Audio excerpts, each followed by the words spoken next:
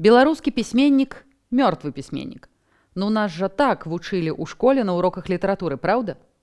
Хочаш быць пісьменнікам? Давай. Вось толькі каб у цябе побач з датай нараджэння ўжо стаяла дата смерці. І каб партрэт адразу ў рамку. Але давайце неяк ламаць стэрэатыпы, га? З вамі Настасія Суханосік у перадачы «Смаленне віпрука». Тут мы размаўляем і падсмальваем вядомыя і невядомыя творы нашай літаратуры. А сёння пра кнігу «Занзібар» Сергея Дубаўца. Аўтар жывы, здароўечка яму. І назва гучыць экзатычна, як нешта з айбаліта. Мы живём на Занзібаре, в Калахаре і Сахаре. Але гэта зусім не дзіцячая казачка. Не забываем пра падабайку і падпіску на наш канал. Добра? Ну, пагналі!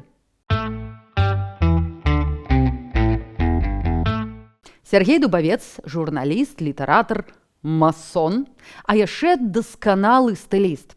Яго слова заўжды лёгкае. Без розніцы, ці гэта калонка для СМІ, ці кніга прозы. Вось вы калі-небудзь сплаўляліся па вузенькай забалочанай рэчцы, калі трэба прадзірацца праз зарасці. Так бывае з кнігамі. Прадзіраешся праз награмаджаныя словы, думаеш, ну калі ж гэта ўсё скончыцца? Расслабцеся. Тут такога няма. Адна насалода. Тады ў дзяцінстве і маладосці ў Беларусі ты зусім не думаў пра тое, адкуль узяўся на гэтым свеце. І толькі цяпер, у сталым веку, і тут, на Занзібары, гукаеш: скулья, скулья. З якога скуля? А штука ў тым, што цяпер гэта цябе цікавіць найперш. Адкуль ты такі з'явіўся? Але чаму Занзібар? Аўтар піша пра сталенне маладой душы, ды пра Беларусь 60-х і 80-х. А скуль гэта ўсё найлепш разглядзець? З вялікай адлегласці. О, з Занзібару. У Вільні і Празе гэта было бадай немагчыма. Тут паўсюль нагрувашчаныя сэнсы, словы, канцэпцыі, як у старой шафе. Каб нешта новае пакласці, трэба нешта старое выкінуць. А ў Занзібары акуна матата. Можна запаліць цыгарэтку і басанож пайсці ўздоўж берагу. Словы самі цябе знойдуць. Кніжкі пра дзяцінства беспройгрышныя. А ведаеце чаму?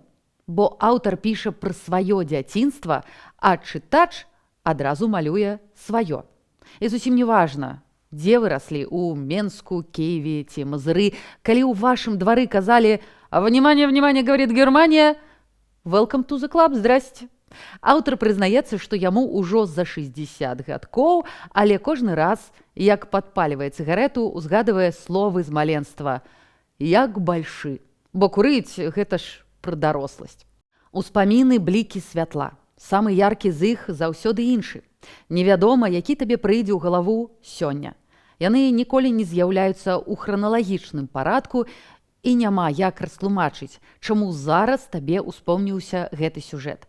Магчыма, нешта падобнае адбываецца ў сне, калі твая галава далучаецца да сферы агульнага несвядомага, то бок у сне у нас адна галава на ўсіх. Чыста геаграфічна найбольш у кнізе Менску. Уся кніга бадай, што гімн любові да гэтага гораду. Кажуць, Менск парадаксальны, бо не мае цэнтру, ядра. Гэта горад уздоўж вялікай дарогі, праспекту, але для аўтара цэнтр ёсць. Гэта круглая плошча, тая самая плошча перамогі. У пэўным сэнсе цэнтр сусвету таксама. Вось бацькоўскі дом з кватэрай на 5-м паверсе. А вось там жыў Лі Харві Освальд, а па-простому ліхар, той самы, які нібыта забіў Кеннеді. А вось з туману небыцця выходзіць Пятро Машэраў, ды з мяккай усмешкай кіруецца да людзей з дзіўным пытаннем: «Як тут у вас з вадой?» Кажуць, фішку з гэтым дзяжурным пытаннем да любога натоўпу ён пазычыў у Дэ-Голя. Ну вось нарэшце гукі Шапена, мелодыя «Светлы ўспамін», больш вядомая нам як пахавальны марш. Тан-тан-тадан, тан-тадан-тадан-тадан. А ведаеце, чаму акурат яна? Бо ў цэнтру Менску ў 60-х, 70-х нон-стоп ідуць пахаванні заслужаных людзей. і ўсе з аркестрам. Дзяцей, яшчэ незаслужаных, гэта страшыць і прыцягвае, як магніт. О, панеслі. Але і гэта ўжо ў мінулым. Шапенаўскія пахавальныя працэсіі сёння цалкам зніклі з жыцця. Усё стала рабіцца амаль машынальна, без страху і без вынасу труны з пад'езду, без той прывезенай у горад вясковай заведёнкі, калі натуральным чынам людзям трэба было з труною прайсці ад хаты нябожчыка да могілак ці катафалка, хоць бы нейкую, нават сімвалічную адлегласць.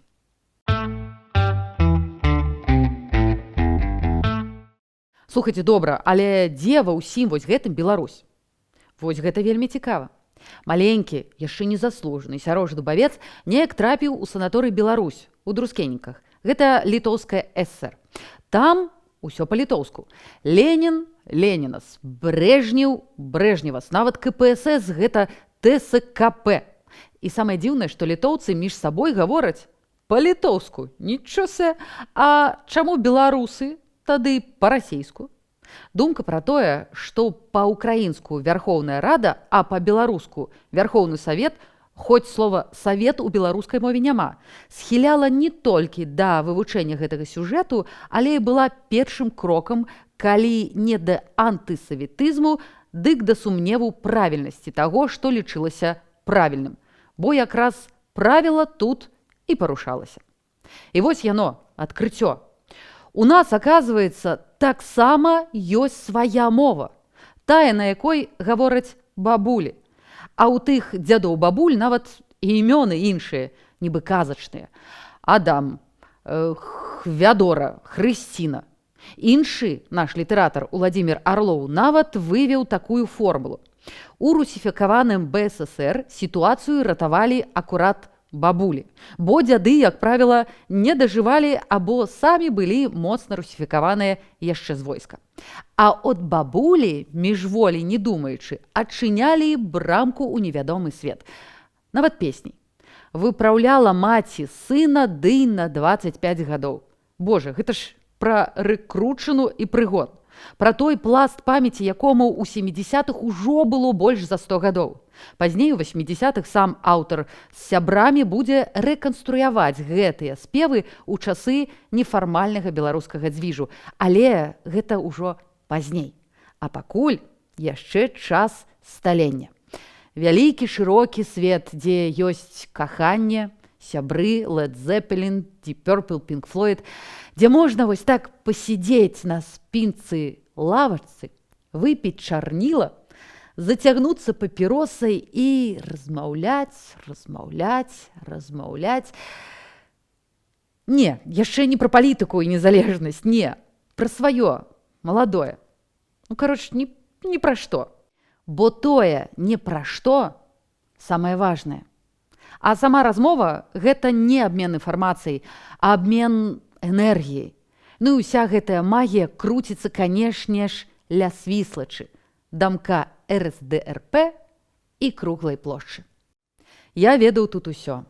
І дзе закручваецца ў завеях снег, і як пахнуць расколіны ў асфальце пасля летняга дажджу, і як смакуе шыпшына, якую мы аб'ядалі проста з кустоў вакол партыйнага музею, і як плёская плотка ў свіслачы познім вечарам, і як першыць у горле ад недакурка, падабранага ў другім класе на ганку суседняга палацу шлюбаў. Дык што ж, уся кніга пра Менск? Не толькі.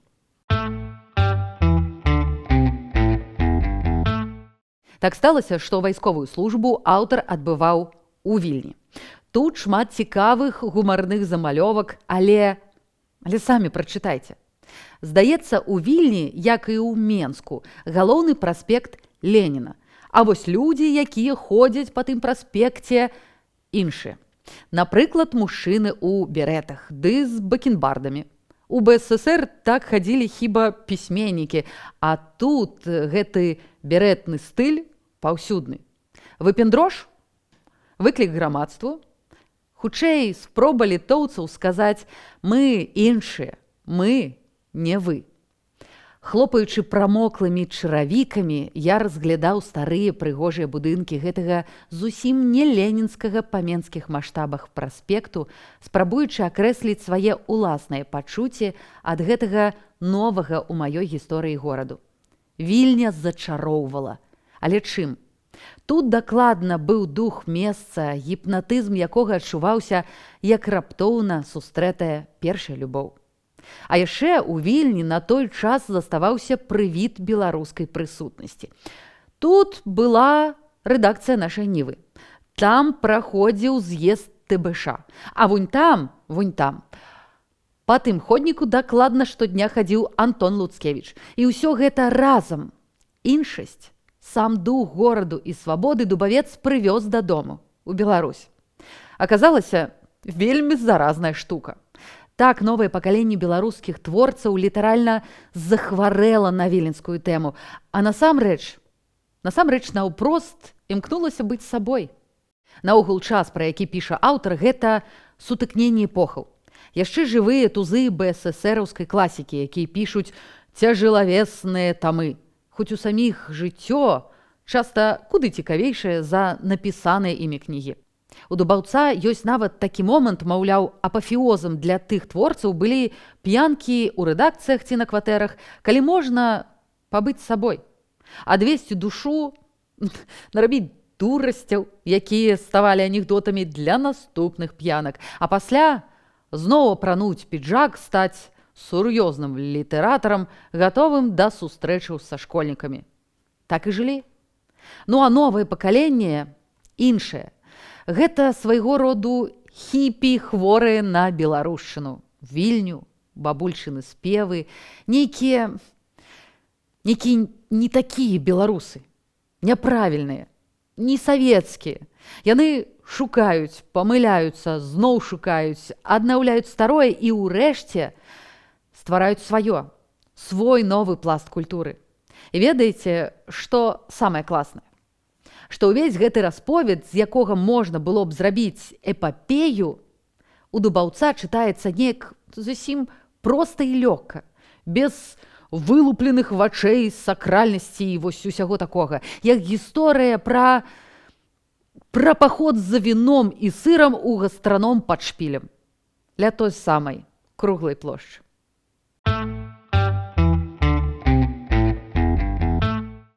Пасля падзей 2020-га, калі хмары згусціліся, аўтару Сергею Дубаўцу давялося эміграваць, як і тысячам іншых. Прыемнага мала, але гісторыя старая як свет. Акурат вачыма выгнанцаў на радзіму глядзелі Адам Міцкевіч, Тарас Шаўчэнка, Чэслаў Мілаш. Здалёк радзіма бачыцца па-іншаму.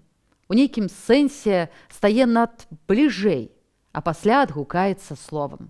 Бо насамрэч уся гэтая гісторыя пра погляд на самога сябе. Згодныя? Не? Пішыце ў каментарах. Ну і, канешне, чытайце, глядзіце і абмяркоўвайце сваё. А на сёння ўсё. Убачымся. Пакуль.